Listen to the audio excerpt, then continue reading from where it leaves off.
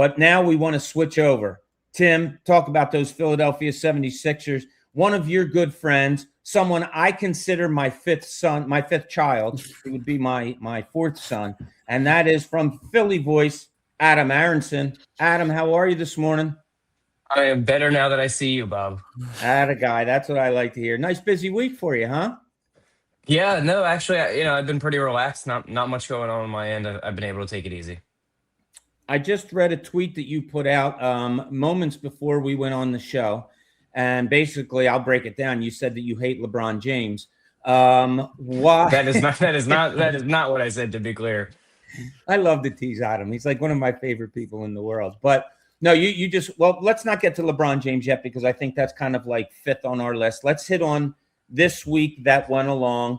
And Tim, I want you to ask Adam whatever you have in mind. But Dean Wade, they bring in as a free agent from Cleveland, familiarity with Mike Gansey, obviously. Ariel Hapourti, a center. We'll talk about that. Anthony Simons, who I love. I love that they got somebody that can come off the bench, give them some scoring. Really good player. The big story, of course, Jaylen Brown, trade, Paul George, 2 firsts, 2 seconds. So many people have asked you your reaction. I'm sure, Adam, they've asked me my reaction. My reaction is, sure, it's great for the Sixers, but what is Boston doing? Do they know something more about Jaylen Brown that they're not telling everybody? I don't know. Your thoughts overall on this week before we get into the particulars of what the 76ers did, Adam. Yeah, first of all, I think you have to start with the Jaylen Brown trade. Just stunning. I did not see that coming at all. I can't imagine that even the Sixers, when it first sort of became public knowledge that Jaylen Brown was available, thought that they were going to be in on Jaylen Brown. I think it speaks to the market being considerably less robust than the Celtics hoped or anticipated, that the Sixers could even be competitive with the offer that they made, let alone have that offer get the job done. Obviously, a seismic change for the organization. And I think it's completely understandable why they did it. I think Jaylen Brown provides a level of stability and a better floor than what they got from Paul George. He might not necessarily be as clean of a quote unquote fit on paper, but he's someone who plays lots of games and plays lots of minutes year in, year out. We obviously know how valued that will be on this team and in this city specifically. And so I did not see it coming. And I think Boston probably looked at this as they needed to get out of Jaylen Brown's contract before this situation turned any worse. I think they thought that his, the off-court drama there was going to continue to deteriorate. And they looked at 3 years and $183 million left committed to him and thought that they should get out of it, which I completely understand. It is surprising that they would trade him for Paul George, who over the next 2 years is making 110. So it's not like they're saving much money in the short term at all. They're just getting off that last year, but just a wild trade. And I think the Sixers did really nice work on the margins. I think Anthony Simons and Dean Wade are an upgrade from Quentin Grimes and Kelly Oubre Jr. And I think the Sixers are a better team now than they were a few days ago. For those that maybe aren't as dialed into it as you guys are every day, Adam, what kind of was that off-court drama? Because I look at what he did, what Jaylen Brown did in Game 7, even though the Sixers won, and I struggle to understand why the Celtics would want to move off a guy like that. So what was it off the court that even after not getting Giannis, they wanted to move off of him? Yeah, well, I think the turning point is Jason Tatum's torn Achilles in the playoffs a couple of years ago, because that set up the Celtics for this season. That Jason Tatum was out; it was unclear if he was going to play again. They traded Kristaps Porzingis and Drew Holiday and let Al Horford go, all to get under the second apron. Everybody had been talking about, okay, the Celtics are going to take a gap year, sort of like how the Indiana Pacers did. And then they won 56 games, and Jaylen Brown was their go-to scorer for the vast majority of that run. And Jaylen Brown was not shy about talking about how excited he was to be the unquestioned number one scoring option on a team. I think that rubs some people the wrong way, and that some people viewed that as an indirect shot at Tatum. And when Tatum came back, the team was not a fully Tatum-centric team. He still took a while to sort of fully incorporate himself. But by the playoffs, it was clear who Boston's best player was, and it was Tatum. And Brown made some comments after the season about, this was his favorite season of his career. And given how much playoff success Boston has had, notably winning the finals 2 years ago in a year that Jaylen Brown won Eastern Conference Finals MVP and Finals MVP, that sort of raised alarms for people that Jaylen Brown called a season in which they blew a 3-1 lead to a 7 seed in the first round of the playoffs, a team that they had sort of notoriously owned in the playoffs year after year, that was his favorite season of his career. And, and I wonder now, like it seemed like for a while, the way people talked about the Jaylen Brown stuff in Boston was they tried to trade him for Giannis. I think that's a completely understandable thing to do. I think everybody agrees that Giannis is a better player than Jaylen Brown when he's on the court. And now the Celtics just felt they couldn't get the toothpaste back into the tube. Now I'm wondering if the Celtics were going to just try to trade Jaylen Brown no matter what. And the Giannis thing just happened to be an opportunity that they found to potentially get out of what they saw as a mess incoming with Jaylen Brown and turn that into one of the best players in the history of the league in Giannis. And so I don't know if that's exactly how it went down, but I think it's interesting to think about it that way because clearly the Celtics were motivated to move on as quickly as they possibly could. You brought up fit earlier, Adam, when we were talking about all of this, and Jaylen Brown coming in. You're going to have Nick Nurse is going to have to figure it out offensively. Like, how's it all fit? What kind of system are they going to run? Does he change what he wants to do because of the pieces that he has now? But what do you say? I was talking to a friend of mine earlier this morning. He said, Jaylen Brown has to be your number one option. And I said, I don't know. I think this is a team that you don't specifically say this is our number one option right now. How do you feel fit-wise with who he's joining in the Tyrese Maxey, the VJ Edgecombe, the Joel Embiid? How do you think that fit is going to go, and where do you think Nick Nurse is going to go with it, Adam? Yeah, well, first of all, I would say I agree with you. I don't think the Sixers need to come out like in training camp and have Nick Nurse say, this is the guy who's going to lead our team in shots. This is the guy who's going to be second. I think part of that is because we know the team is going to change a lot throughout the year. I mean, they did just remove one sort of in and out variable with Paul George, who we know has availability concerns, but we all know what's coming with Joel, whether even if it's like all part of the Sixers plan, he's going to be constantly in and out of the lineup, and that changes things pretty dramatically. I think the fit is fine. I don't think, again, it's not necessarily as clean as Paul George because Paul George, we saw particularly when he came back from his suspension in the playoffs, can be really additive to a team on both ends of the floor without necessarily needing the ball all the time.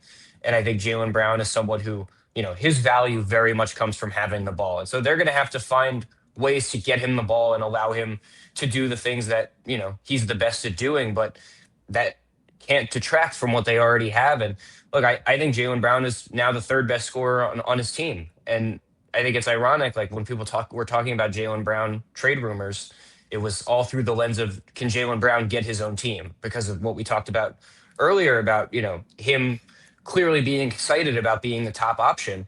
And I would argue he's now gone from the number 2 player in Boston to the number 3 player in Philly. Now, we know Embiid misses so much time that Jaylen Brown is going to probably more often than not at least be a number 2, if not more. But I think it just gives the Sixers more options. And when you watch playoff basketball these days, it's oftentimes decided by offensive execution in the half court. And the Sixers have added one of the more accomplished half court self-creation scorers in the NBA.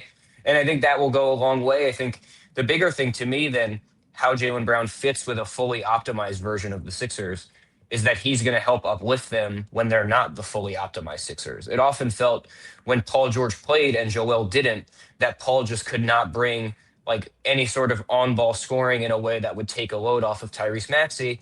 And then you look up at the box score and Tyrese has played 45 minutes and taken 28 shots. That's not sustainable. And as great of a player as Tyrese is, he's not the caliber of player that should be handling that sort of workload anyways. So I see the Sixers now as potentially better suited to manage the Embiid absences because they have another guy who can just eat up so many of these shot attempts.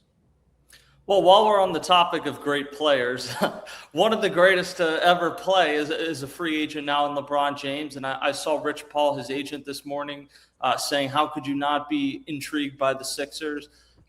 I look at this and my gut is that he's using the Sixers as some sort of a stalking horse, aware of how excited Sixers fans are of the possibility of LeBron on the team right now. Am I wrong in that? Like, I feel like if he leaves the West Coast, it would make more sense to go back to Cleveland than to the Sixers. I would think that too. I think he's either going to sign with Cleveland or Golden State.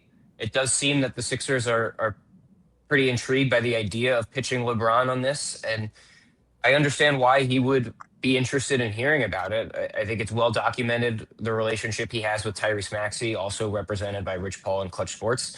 For what it's worth, Nick Nurse, also represented by Clutch Sports. The Sixers have a couple bench players also represented by Clutch Sports. It's an interesting video. I did not expect Rich Paul to bring out a whiteboard with 12 different teams. I thought that was a hell of a thought exercise. I don't know. I don't think that they're going to get LeBron. It would still shock me. It does seem like a non-zero possibility at this point, just based on the way people are talking about it. But I do think that I would describe it as extremely unlikely, in my opinion. That's not based on any sourcing or reporting. That's just my sense and my intuition. It is a little hard for me to imagine that, the most decorated career in the history of the NBA will have its last chapter written on this Sixers team. But again, 3 days ago, I would never have imagined that Jaylen Brown would be on the Sixers team. So I guess we can't rule anything out. But it does seem like, I would mention that Rich Paul, I believe, says something to the effect of like Philly changed everything. And I believe he's implying that trade meaningfully changed the calculus and that Jaylen Brown is potentially a needle mover when it comes to LeBron, at least considering them as an option. And for whatever it's worth, Mike Gansey has a longstanding relationship with LeBron. They obviously were both part of the Cleveland Cavaliers for a long time, including their 2016 title run. They also played against each other in high school. Mike Gansey in 2000, I think, finished second in Ohio Mr. Basketball, if you can believe it, as good of a player as he was. He did not beat out LeBron James for that award. And it's a hell of a thing to think about.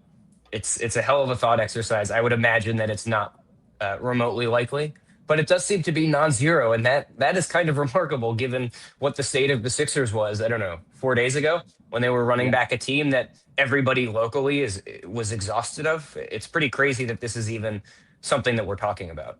Yeah, it is. And I agree with you that I don't think it's going to happen. I would love for it to happen. I just think they still have so many needs to fill. With one player, you could fill an awful lot of those needs with LeBron James. I'll give you an exercise during the weekend, Adam, because I've done it with so many people. Find somebody that thinks LeBron shouldn't be here. Ask them why. They will give you 3-4 reasons, and I guarantee none of them will have to do with on-the-court basketball stuff. Guarantee. It'll be, he whines too much. Oh, he's a circus. It's going to be crazy. If you told me that you could bring in a 6'8", 250-pound guy that can handle the ball, rebound, pass, score. Exactly. That's exactly what this Sixers team needs right now. So it would be cool. It would be shocking. But like you said, you didn't know the other day that they were going to have Jaylen Brown in this team. I want to break down some of the other guys with you too, Adam, because when they signed Dean Wade, I was very skeptical. I put out on Twitter, my first reaction is meh. I said to people at the time, now don't forget, there was no Jaylen Brown here at the time. I said, it's like signing a Mark Ivoroni, a Kurt Rambis from the 80s, guys that you made that fifth starter because you had such a talented starting four. At the time, they still had Paul George. I said, but they don't have that talented starting four. Well, now they do. Dean Wade, great defender, energy guy. Now he fits more perfectly, don't you think, Adam? Yeah, I think he's a really strong fit. I agree with your assessment that he's sort of an ideal fifth starter, and I think he might not be as skilled or as talented of a player as Kelly Oubre, but I think primarily because he's a more reliable spot of three-point shooter, he's a better fit to be a fifth starter than Oubre, who I think is better suited as a sort of one of your first few guys off the bench who can provide a scoring punch, and that is what Kelly is now set to be for the Indiana Pacers. I think Dean Wade's a nice fit. I think it was a reasonable price, 4 years, $38.7 million. There's a partial guarantee on that fourth year. I think they'll be able to, between VJ Edgecombe, Jaylen Brown, and Dean Wade, now have three guys that are very comfortable and have a lot of experience guarding the other team's best player. And I think being able to switch those assignments around, not just from game to game, but even within games, is something that Nick Nurse is going to utilize. Dean Wade is probably not going to do a ton of stuff that blows people away. His line in the box score will never particularly blow you away. I think a lot of people, when the Sixers signed him, probably looked at his career stats or his basketball reference or whatever and saw the points per game and were underwhelmed. But he's someone that, again, I used the word additive earlier. He's additive to winning teams in a way that does not require touches. And that's really valuable. He's going to see many more open three-point shots, I would think, than he ever has before on this new team, and he's going to have to make them. And that ultimately, with so many role players, like, we can get into the nitty gritty of their offensive usage and their defensive usage. Ultimately, their value oftentimes just boils down to how many of their spot up threes do they make. And the Sixers obviously are betting on him doing that. I think it's a very reasonable pickup. Obviously, the familiarity with Mike Gansey is there, and I think everybody suspected that this was something the Sixers would look at. I think it's a completely sensible fit, and I think he's the right sort of guy to round out the starting lineup around the new sort of nucleus of 4 guys that they've got in there. Yeah, and the final thing for me, we know how important backup center is for the Sixers behind Joel Embiid. Doesn't appear Andre Drummond's going to be back. So between Ariel Hukporti and Adem Bona, who do you think ends up kind of seizing that role, or is it some sort of combination of the two? I think it's going to be a combination. I think, first of all, it's something I've talked about before. I think the Sixers' third string center spot is just as important as most teams' backup center spot, just because of how often you don't have Joel available. And then you have to play 2 other centers. So I think we're going to see a lot of both Bona and Hukporti. I was surprised by the Hukporti signing, in part because I think he's sort of similar to Bona in that the athletic profile is there. The plays that show flashes of promise are really there. The sort of consistent awareness and execution of the schemes is not always there. I think a lot of people, Bob, I can see your reaction. I think Put it a different way. They're dumb. I'm not calling anybody anything. I would just say that I think the Sixers maybe could have used more of a veteran presence alongside Adem Bona. I think going for somewhat of a different look, or maybe like a center that can step out and knock down a 3. That's really a look that, I guess they had it with Andre Drummond specifically in the corners this past year, but someone with a longer track record of shooting 3s that were not only in the corners wide open at the end of the shot clock would have been interesting. I was surprised by the Hukporti signing just because it wasn't a minimum signing, and it sort of limited the Sixers' remaining spending power in free agency. And to me, that's a player that if you like him and you think he could be something and your coaches can, get through to him, great. To me, that's not worth more than a minimum on a flyer. And if you can't get Ariel Hukporti on a minimum salary, I would have felt comfortable just letting him go and signing somebody else. But I think it's interesting. The Sixers are clearly, doubling down on the physical and athletic profile in their backup center spot. And look, he is much bigger and much stronger than Adem Bona. He figures to be, at the very least, an upgrade over Bona as a defensive rebounder. But he's also not nearly the shot blocker that Bona is. And for all of his warts, Bona does provide defensive value just from that alone, just from a couple shots a game that would have otherwise been open layups that he blocks into the third row. That saves you 4 points a game. So I was surprised by the Hukporti signing. They're going to need both him and Bona and potentially Janai Broom, who barely played as a rookie, and the very limited returns were not all that encouraging. So it's going to be an interesting thing to navigate. And I think I would say this: I would enjoy seeing Sixers fans, and if they actually got LeBron, the LeBron fans that migrate over here to being Sixers fans for the year, watching all of those people sort of experience both Adem Bona and Ariel Hukporti within the same season. I think that would be a pretty entertaining subplot. Adam. Adem Bona, a couple blocks a game, he saves you 4 points. Let's talk about the blocks that he goes for and leaves his man and doesn't even get, and the offensive rebounding that he gives up and the putbacks that he gives up. Adem Bona, and if Ariel Hukporti are going to be vying for this backup center position, I'm going to be miserable, Adam. I'm going to be miserable at training camp watching those two try to play backup center. Adem Bona just doesn't get it. He doesn't get it. And, Adam, come on. What's my biggest pet peeve when it comes to Adem Bona? Before games. Fouls. No, well, how about the before game? You don't like – so this is your pet peeve with Bona. This is my favorite part about Bona is he shoots these corner threes. He shoots corner threes, but he's standing out of bounds. So he's taking like 4-point corner threes. Bob, the shot does not look bad. I've always said that. Bona's shot does not look bad. I don't know if it's ever going to happen in an NBA game. Square hole. I may be trying to do that. I may also be trying to get a rise out of you. It might be a little bit of both. Tim, here's what they do. They bring Adem Bona out of the locker room before games, right? They hand him 2 basketballs, and he goes side to side on the court at half court, between the leg dribbles, throws a ball, behind the back dribble, and every time balls are going everywhere because he can't do it. Bob, you're telling me this like I haven't heard it from you 15 times. Oh, my God. It drives me nuts. I have it on my phone. I have his pregame workout on my phone. like you're just trying to get something out of a guy. Like, look, I know you want to grow bigger men in this day and age to shoot 3-pointers and to handle the basketball. He's not that. He's a guy that has to play within the lane, and I'm not being an old school guy here, but sometimes you have to look at somebody's talent and say, okay, let's grow that talent, as opposed to try to make him to do something he can't do.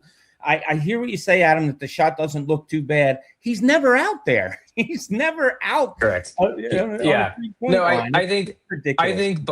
I think there is a pathway to Bona being a successful backup center in the NBA, and I think that path is entirely predicated upon setting screens, rolling hard to the rim, offensive rebounding, blocking shots, catching lobs. Right. It will not be if he becomes a quality NBA player, someone that a team can really trust and not just sort of cross their fingers that they're going to get one of the good Bona games. It's not going to be because of his corner 3-point shooting, though. In today's NBA, I can't get mad at anybody for having that much interest in at least experimenting with it. He did hit a clutch corner 3 in Brooklyn last year as the first 3 of his career. And none of the I'll send you the video after we get done. None of the things that you described to Dem Bona being helpful to an NBA team. Did we talk about ball handling, dribbling, and shooting threes? So no, I know. I just want to grow him on the pick and roll, that when he does roll, have your eyes ready for that pass, that you catch it more oftentimes than you bobble it. Have him be able to pick and roll and be able to catch a pocket pass, a bounce pass, where it comes up to his chest that he can grab it and go up. I see the athleticism, Adam. You and I see it all the time in the block shots, in the follows, in the dunks. Those things are great and they're spectacular and fun to watch. But when it comes to helping an NBA team, stop with trying to teach him to do things that he just can't do and he shouldn't do. I just think you have to grow it that way. That backup center spot is really, I don't even want to call questionable. It's scary. To me, it's the clear weakness of the team if you look at the current depth chart. And the depth is still very shaky. The depth was shaky before Grimes and Oubre are out, and I guess Paul George is out too. Jaylen Brown replaces George. Wade and Simons replace the two, Grimes and Oubre. And I think they're a better team, but they have just as many trustworthy, playable playoff rotation players as they did last year. And so can they find another guy that can help? Could they find a 41-year-old 6'8" forward who can do a little bit of everything as you described? I still do think that this team needs more depth to compete at the highest level, though they are probably better than they were before. No question they need more depth, Adam. It's I think the biggest concern. So talk a little bit about Anthony Simons they got. I put out there. I love it. I love that pickup. That is the fire that you need off the bench.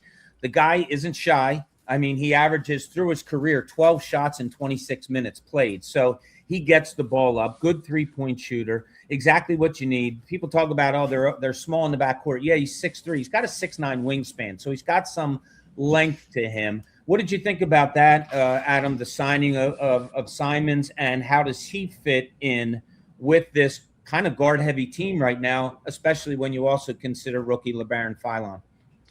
Yeah, first of all, I think it was a very strong signing. You called Simons a good shooter. I would call him an elite shooter. I think he's one of the best 3-point shooters in the NBA when you consider not just, the percentage is usually in the vicinity of 40%. He takes so many threes, and they are often shots with such high degrees of difficulty that him even being in the realm of 40% is pretty remarkable. This is a Sixers team that was in the bottom third of the NBA last year in 3-point volume and 3-point accuracy. They badly needed to be a better 3-point shooting team next year than they were last year. And they did not seem to be really on the pathway to doing that until they signed Anthony Simons. I think it's a great signing. I think Anthony Simons sort of provided the proof of concept for what this is going to look like last year when he was in Boston before the trade deadline. He came off the bench for the Celtics as a third guard behind Peyton Pritchard and Derek White, sort of similar builds to Tyrese Maxey and VJ Edgecombe, those two guys.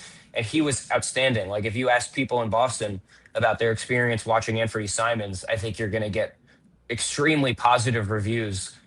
Just an awesome A+ level shooter who also has some on-ball scoring juice, a little bit of shot creation for others. He spent years as a starting point guard in the NBA.